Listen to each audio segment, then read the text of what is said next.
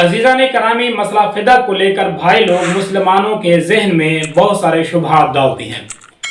कभी खुलफा पर इतराज़ करते हैं, कभी खलीफा अव्वल पर नाहक जायदाद गज़ब करने का इल्ज़ाम लगाते हैं, कभी कुछ शुबहात डालते हैं और फिर सादा लोग मुसलमान जब इनके करीब होते हैं तो उनके दिमागों को ख़राब करके उनको इस्लाम से दूर करने की कोशिश करते हैं और सहाबा से मुतनाज़ा करते हैं।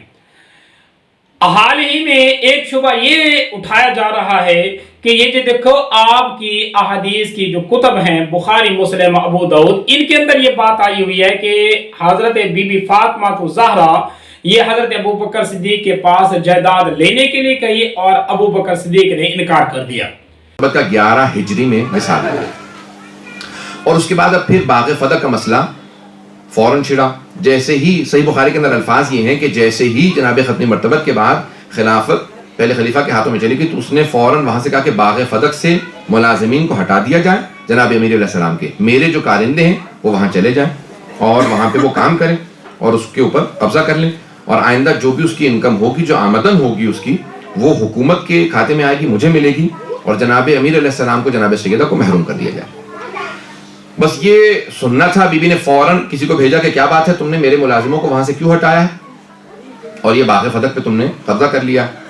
तो उन्होंने पैगाम भेजा कि नहीं, आपका नहीं है, ये पैगंबर इस्लाम ने मुझसे कहा था कि ये मैं ले सकता हूँ। बस फिर बीबी ने सबको जमा किया और फिर बाकायदा एक खवातीन का झुरमुट, कुरैश की जो जितनी भी वो बनी हाशिम की खवातीन थी, कुरैश की जितनी भी मुसलमान खवातीन थी, सबको जमा किया, कहा कि मैं अपना हक मांगने के लिए सुनने से मौरखीन ने लिखा कि जनाब सैयदा ने अपनी जो अबा थी वो सर पे ली और फौरन सबको जमा किया। सारी चारों तरफ मस्तूरात हैं, सबसे कहा मेरे साथ चलो, मैं जाके मुतालबा करना चाहती हूँ। तो अजीज़ान करामी, जब ये बात सुनता है कोई सादा मुसलमान तो उसके दिमाग में बहुत सारी खलश उठती है और वो परेशान होता है। परेशान नहीं होना चाहिए। जब भी इस तरह की बातें हों तो इन लोगों से 2 सवाल कर लें। पहला सवाल, जब वो करते हैं ना बात, ये जी बुखारी शरीफ के अंदर ये बात आई हुई है, तो आप इनसे सवाल करें कि ये बुखारी की जो रिवायत है ना वो मुकम्मल पढ़ के सुना दें। जब ये रिवायत मुकम्मल पढ़ेंगे आपका दिमाग खुल जाएगा, आपको पता चल जाएगा कि मसला क्या है और किस तरह से ये मसला हुआ और कैसे हजरत अबू बकर सिद्दीक ने ये बाग ना दिया। क्यों? इस वजह से कि वो तो जायदाद थी ही नहीं। अगर जायदाद होती नबी सल्लल्लाहु अलैहि वसल्लम की तो हजरत अबू बकर सिद्दीक देते। ये कैसे हो सकता है कि नबी की जायदाद हो और नबी के घर वालों को ना मिले? और इस बात को मैं आगे वजाहत के साथ बयान करता हूं। और दूसरा सवाल इन लोगों से ये करें कि देखो जी, हजरत अबू बकर सिद्दीक के पास, जैसे कि बुखारी में ये अल्फाज आते हैं, हजरत अबू बकर सिद्दीक के पास अगर पैगाम हजरत बीबी फातिमा तो ज़हरा ने भेजा कि उनकी जायदादें उनको विरासत के तौर पर दी जाए, तो हजरत अबू बकर सिद्दीक ने सिर्फ इनकार किया या कुछ कहा भी सही? अगर ये कहते हैं कि सिर्फ इनकार किया तो ये झूठ बोलते हैं। अगर कहते हैं कुछ कहा तो वो कहने वाली जो बात है वो सामने लेकर आए, मसला हल हो जाएगा, आपको समझ आ जाएगी वो मसला क्या था। अब मसला कुछ इस अंदाज से है। बुखारी की 2-3 हदीसें हैं, इसी तरह मुस्लिम की बहुत सारी हदीसें हैं, इस तरह अबू दाऊद का एक मुस्तकिल बाब है। इन सब को अगर सामने रख के इस मसले को उठाया जाए तो ये मसला कुछ इस अंदाज से है कि जैसे हजरत अबू बकर सिद्दीक खिलाफत के मनसब पर फायज हुए तो हजरत बीबी फातिमा तो ज़हरा ने एक पैगाम भेजा हजरत अबू बकर सिद्दीक के पास कि ए खलीफा अव्वल, वो मदीना का जो सदका है, यानी वो जो मदीना की जायदाद में से खर्चे के तौर पर हुजूर सल्लल्लाहु अलैहि वसल्लम अपने घराने के लोगों को देते थे, वो और खैबर का खुमस और इसी तरह फिदा का जो बाग था, इसका मुतालबा हजरत बीबी फातिमा तो ज़हरा ने हजरत अबू बकर सिद्दीक से किया। तो हजरत अबू बकर सिद्दीक ने फरमाया कि देखें, मैंने खुद नबी सल्लल्लाहु अलैहि वसल्लम से सुना है, वला नूरसु मा तरकना फहुवा सदकतुन, कि जो कुछ हम अंबिया छोड़ के जाते हैं उसकी विरासत नहीं होती बल्कि वो सदका हो जाता है। बस इस बाग को, इस जायदाद को विरासत के तौर पर तकसीम नहीं किया जाएगा। अब हजरत अबू बकर सिद्दीक ने देने से इनकार नहीं किया, विरासत को तकसीम करने से इनकार कर दिया। और एक और रिवायत आती है, उसमें आता है कि हजरत अबू बकर सिद्दीक ने क्या किया, हजरत अबू बकर सिद्दीक ने यह कहा کہ جیسے ہی نبی صلی اللہ علیہ وسلم ان جائیدادوں کے ساتھ کرتے تھے میں ویسے ہی کروں گا، ان کے اندر کسی قسم کا کوئی تغیر اور تبدل نہیں کروں گا۔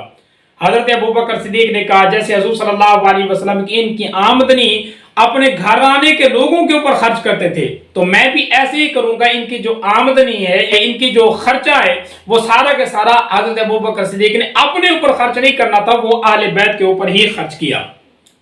بس جب یہ بات آئی تو بی بی خاموش ہو گئی، آگے اگر کوئی بات ہوتی تو بی بی بتاتی، اگر کوئی اور دلیل ہوتی تو بی بی کہتی کہ یہ آپ کیسے بات کرنی ہے کہ انبیاء کی وراثت نہیں ہوتی، کیوں نہیں وراثت ہوتی، اپنے والد کی وراثت لیتی، لیکن بی بی خاموش ہو گئی اور دوبارہ مطالبہ نہیں کیا۔ پھر اب ایک شبہ یہ بھی ڈالیں گے کہ یہ بخاری میں یہ بات آتی ہے کہ بی بی ناراض ہو گئی، حالانکہ وہ جو ناراضگی کا لفظ ہے نا، وہ راوی جو روایت کرنے والا ہے نا وہ حضرت بی بی عائشہ کی روایت ہے، انہوں نے بھی نہیں کہا، یہ راوی کی خود اپنی بات تھی، اس نے کالا کا لفظ لگا کر آگے روایت کی ہے کہ راوی کہتا ہے کہ بی بی یہ بات سن کر حضرت فاطمہ الزہرا چلی گئی اور ناراض ہو گئی، اور بعد میں انہوں نے کوئی بات حضرت ابوبکر صدیق سے نہ کی۔ اور مفسرین کہتے ہیں یہاں بات نہ کرنے سے مراد یہ نہیں ہے کہ انہوں نے قطع تعلق کیا یا قطع کلام کیا، بلکہ حضرت ابوبکر صدیق سے دوبارہ اس طرح کا جائیداد کا مطالبہ نہیں کیا۔ اور پھر اسی طرح کی روایت ایک ابو داؤد کے اندر بھی آتی ہے کہ حضرت عمر رضی اللہ تعالیٰ عنہ کا جب دور آیا تو حضرت عباس اور حضرت علی رضی اللہ تعالیٰ عنہ یہ حضرت عمر رضی اللہ تعالیٰ عنہ کے پاس آئے اور آ کر کہنے لگے کہ دیکھیں جی وہ جو فدا کا باغ ہے نا وہ ہمیں دے دیں۔ اب ان کا جو مطالبہ تھا اب وراثت کا مطالبہ نہیں تھا، ان کا مطالبہ یہ تھا کہ ہمیں یہ ہمارے قبضے میں دے دیں، ہم خود ہی اس سے اپنا خرچہ خود وصول کریں گے۔ تو حضرت عمر رضی اللہ تعالیٰ نے دو شرطیں رکھیں، ایک یہ کہ اگر آپ اس باغ کو لے کر خود ہی اس کے اوپر کام کرنا چاہتے ہیں اور خود ہی اس کے اوپر محنت کر کر خرچہ اپنے گھر کا نکالنا چاہتے ہیں تو یہ باغ میں تمہیں دے دیتا ہوں، لیکن اگر یہ مطالبہ اس کی تقسیم کا ہے کہ یہ دونوں آپس میں تقسیم کرنا چاہتے ہیں، جو تقسیم نہیں ہوگا۔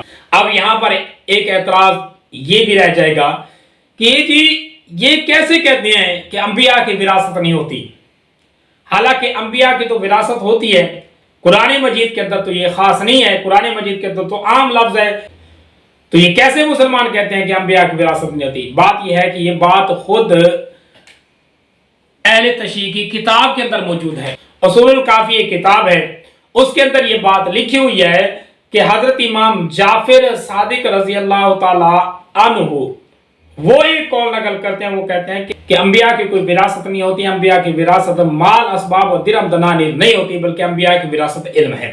اسی بنا پر حضرت ابوبکر صدیق نے یہ باغ جو فدا کا اس کو تقسیم نہیں کیا، بلکہ حضرت ابوبکر صدیق کے الفاظ کچھ اس طرح سے بھی ہیں کہ جب حضرت فاطمہ الزہرا حضرت ابوبکر صدیق سے جائیداد مانگنے کے لیے آئیں تو حضرت بی بی فاطمہ کو حضرت ابوبکر صدیق نے کہہ دیا کہ میرا مال حاضر ہے، آپ میری جائیداد لینا چاہتی ہیں تو لے لیں، لیکن شریعت کے معاملے میں کسی قسم کا رد و بدل نہیں کروں گا۔ اور یہ بات اہل سنت کی کتابوں میں نہیں بلکہ اہل تشریع کی کتابوں میں موجود ہے۔ حق الیقین ایک کتاب ہے جس کتاب کے اندر یہ آتا ہے کہ جب بی بی فاطمہ حضرت ابوبکر صدیق سے جائیداد مانگنے گئی تو حضرت ابوبکر صدیق نے بی بی کی بڑی مدح ثنا کی، بڑی شان بیان کی کہ جی آپ تو بڑی فضیلت والی ہیں، آپ جیسی کوئی دنیا میں عورت نہیں، آپ تو جنت کے سردار ہیں، آپ کے بنا تو اللہ پاک نے کسی کو بخشنا نہیں ہے، آپ تو امت کی عورتوں کو بخشانے کا ذریعہ ہیں۔ تو یہ اس طرح کے الفاظ کہنے کے بعد یہ ہے کہ میری جان، میرے جائیداد اور میرا مال آپ کے اوپر حاضر ہے، آپ میرے مال میں سے جس طرح چاہیں خرچ کر سکتی ہیں، یہ الفاظ ہے حق الیقین کتاب کے۔ اب عاجزانہ میرے 6 سوال ہیں ان لوگوں سے، اگر یہ 6 سوالوں کے جواب دے دیں تو سارا کا سارا مسئلہ حل ہو جاتا ہے۔ پہلا میرا سوال یہ ہے کہ فدق ہے کیا؟ جس مسئلے کو یہ متنازع مسئلہ بنا رہے ہیں، اب یہ فدق ہے کیا؟ کیا فدق وراثت ہے، میراث ہے، یا حضور صلی اللہ علیہ وسلم کی ذاتی جائیداد ہے، مال غنیمت ہے یا مال فے ہے؟ جو بھی یہ کہیں گے اس کے اوپر مستقل ایک بحث ہو سکتی ہے، مستقل اس کا حکم نکلے گا۔ اگر کہتے ہیں وراثت ہے تو کیا حضور صلی اللہ علیہ وسلم نے فدق کے مال کو خود خریدا ہے؟ نہیں۔ اگر کہتے ہیں کہ مال غنیمت ہے تو مال غنیمت تو مجاہدوں میں تقسیم ہوتا ہے؟ نہیں. اگر یہ کہتے ہیں بلا جھجک لینے کے بعد یہ کہیں گے کہ یہ مال فے ہے، اور مال فے حضور صلی اللہ علیہ وسلم کے ہوتا تھا، جیسے کہ اللہ پاک نے فرما دیا سورۃ انفال کے اندر، یسألونک عن الانفال قل الانفال للہ ورسولہ، کے انفال کے بارے میں یہ وہ لوگ سوال کرتے ہیں، آپ انہیں کہہ دیے اللہ کے رسول کا. یہ تو اللہ پاک نے اس انداز میں کہا ہے کہ جب کوئی مال فے کے طور پر یعنی بغیر محنت کے حاصل ہو رہا ہے تو وہ اللہ کا، اللہ کے رسول کا، یعنی جو رسول جو امت کے سربراہ ہیں ان کا ہے، وہ جیسے چاہیں ان کو خرچ کریں کہ وہ وراثت بنا کے اپنے قبضے میں لے لیں گے. اس طرح کا تو کوئی سوچ ہی نہیں سکتا مسلمان. باقی اگر مال فے کہتے تو مال فے کا مستقل حکم سورۃ حشر کی آیت نمبر 6 سے لے کر 10 تک آیا ہوا ہے، وہ پڑھ لیں. اگر میں تفسیر کرنے بیٹھوں تو یہ کلپ لمبا ہو جائے گا. وہاں یہ بات آئی ہے کہ جو مال فے ہوتا ہے وہ مستقل کسی کی ملکیت نہیں ہوتا، بلکہ اس کی آمدنی جو ہوتی ہے نا وہ خرچ کی جاتی ہے. اس میں یہ بات آتی ہے کہ وہ حضور صلی اللہ علیہ وسلم کے قرابت داروں میں بھی اس کی آمدنی کو خرچ کیا جائے گا، یتیموں مسکینوں میں بھی خرچ کیا جائے گا. وہ اس کی جو یہ جو مال ہوتا ہے، یہ جو فے کی جائیداد ہوتی ہے، جائیداد ہوتی ہے مملکت میں حکومت کے قبضے میں.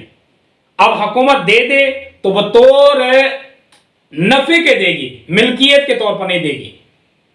اس کے مستقل ایک بحث ہے جو میں یہاں پر بیان نہیں کرنا چاہتا. اور لے دے کر یہ کہیں گے کہ یہ ہبہ ہے جو حضرت بی بی فاطمہ کو حضور صلی اللہ علیہ وسلم نے کر دیا. تو پھر میرا دوسرا سوال یہ ہے، آپ ثابت کریں کہ حضور صلی اللہ علیہ وسلم نے اپنی زندگی میں یہ باغ حضرت بی بی فاطمہ کو ہبہ کیا، یعنی تحفے کے طور پر دے دیا تھا، ملکیت دے دی تھی، قبضہ دے دیا تھا. آپ یہ بات ثابت کر کے دیں کسی ایسی روایت کے ساتھ جو صحیح روایت کسی بھی کتاب سے. اور میرا تیسرا سوال یہ ہے، جیسے کہ یہ لوگ کہتے ہیں نا کہ حضرت ابوبکر صدیق نے آل بیت کی جائیدادوں کے اوپر قبضہ کر لیا. میرا سوال یہ ہے کہ حضرت ابوبکر صدیق نے قبضہ کرنے کے بعد ان جائیدادوں کے ساتھ کیا اپنے قبضے میں لے کر خود ہی ان جائیدادوں کا نفع لینے لگے، اپنی اولاد کو دے دیں، اپنے گھر والوں کے اوپر خرچ کیا یا بیچ دیں؟ ان جائیدادوں کے ساتھ کیا یہ مال فدق جو ہے اس کو حضرت ابوبکر صدیق نے اس کے ساتھ کیا؟ اس کا جواب دیں. کوئی جواب نہیں دے سکیں گے. خود نہج البلاغہ کے اندر یہ بات بھی موجود ہے، حضرت ابوبکر صدیق نے ویسے ہی کیا، یعنی کہ اپنے قبضے میں لے کر ان کے جائیداد، ان کی آمدن کو آل بیت کے اوپر خرچ کرتے رہے، جیسے کہ حضور صلی اللہ علیہ وسلم کرتے تھے. پھر ان کے بعد حضرت عمر نے بھی ایسے کیا، حضرت عثمان نے بھی ایسے کیا، حضرت علی رضی اللہ تعالیٰ عنہ نے بھی ایسے ہی کیا. انہوں نے بھی جائیداد کو اپنے قبضے میں لینے کے بعد جو اس کی آمدن تھی اس کو آل بیت کے اوپر خرچ کی. تو اسے یہ بات ثابت ہوگی کہ حضرت ابوبکر صدیق نے قبضہ کرنے کے بعد اپنی جائیداد تو نہیں بنائی. اب میرا چوتھا سوال ایک ہے کہ حضرت ابوبکر صدیق نے جب اہل بیت کا، حضرت بی بی کا یہ باغ قبضے میں لے لیا تو حضرت علی بھی تو موجود تھے، حضرت عباس بھی تو موجود تھے. اس وقت حضرت علی کے اوپر کیا فرض تھا، حضرت عباس کے اوپر کیا فرض تھا؟ نہ حق اگر خلیفہ کوئی بھی ہو، نہ حق جو کام کر رہا ہو، اس نہ حق کام کرنے والے کی تائید میں کھڑا ہونا چاہیے، اس کی بیعت کرنی چاہیے، یا اس کے پیچھے نماز پڑھنی چاہیے، یا اس کے مخالف ہونا چاہیے. اب یہ بات آپ وضاحت کریں. ادھر کہتے ہیں کہ حضرت ابوبکر صدیق غاصب تھے. اگر غاصب تھے تو حضرت ابوبکر صدیق کے ساتھ حضرت علی نے کیا؟ کیا حضرت علی نے نماز حضرت ابوبکر صدیق کے پیچھے نہیں پڑھی؟ کیا حضرت ابوبکر صدیق کی بیعت نہیں کی؟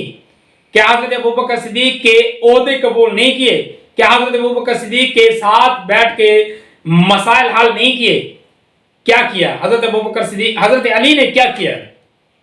آج کل اس گئے گزرے دور کے اندر بھی اگر کسی امام کو ہم دیکھیں کہ وہ غاصب ہے، کسی کا نقصان کر رہا ہے، تو ہم اس کے پیچھے نماز نہیں پڑھتے. تو حضرت علی نے اتنا بڑا معاملہ دیکھا تو اس کے پیچھے نماز پڑھ رہے ہیں. یہ کیا ہی معاملہ ہے، کیا ہی سوچ ہے. اور میرا آخری سوال یہ ہے کہ جب حضرت علی رضی اللہ تعالیٰ عنہ خلافت پر آئے، خلافت پر آنے کے بعد اب حضرت علی رضی اللہ تعالیٰ عنہ نے اس معاملے کو حل کیا تو کیسے کیا، نہیں کیا تو کیسے نہیں کیا. اب کیا حضرت؟ چلو اس دور میں یہ جیسے کہتے تکیہ، ہم تو تکیہ نہیں مانتے. खलीफा वक्त हाकिम अगर तकिया करे तो ये दीन कैसे रहेगा? फिर एक बड़ा बंदा जैसे कि हजरत हुसैन रजी अल्लाह तआला ने तकिया तो नहीं किया, यजीद के सामने डट गए, तो हजरत अली तकिया करने वाले थे, नौजुबिल्लाह सुम्मा नौजुबिल्लाह। लेकिन जब खलीफा बने, चलो उस वक्त तो मुख्तार थे, उस वक्त इन जायदादों को क्या किया? और उधर नहजुल बलागा में हजरत अली रजी अल्लाह तआला अन्हु का खुतबा है, वो फरमाते हैं कि इमाम का ये फर्ज है कि वो जो काम करे परवरदिगार की तरफ से सुपुर्द शुदा करे, यानी जैसा भी काम करे अल्लाह पाक की तरफ से अच्छा काम ही करे, और वो ये कि पंत नसीहत कर बातें करता रहे और इसी तरह समझाता लोगों को नसीहत करता रहे, लोगों को समझाता रहे और पूरी कुव्वत और कोशिश के साथ सुन्नत की इत्तिबा करता रहे, जिन पर हद लगती है उन पर हद जारी करे और गसब किए हुए हिस्सों को उनके असली वारसों तक पहुंचाए। ये इबारत आती है नाजुल बलागा के अंदर।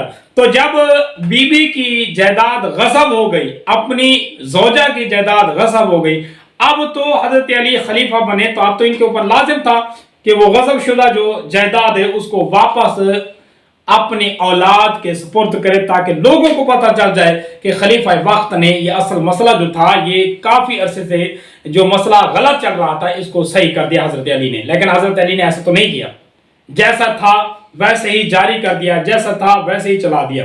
फिर इस पर भी एक एतराज उठा देते हैं कि जी वो तो हाशमी थे, वो तो सैयद थे, उन्होंने जायदादें जो दे दी वापस लेने वाले नहीं है।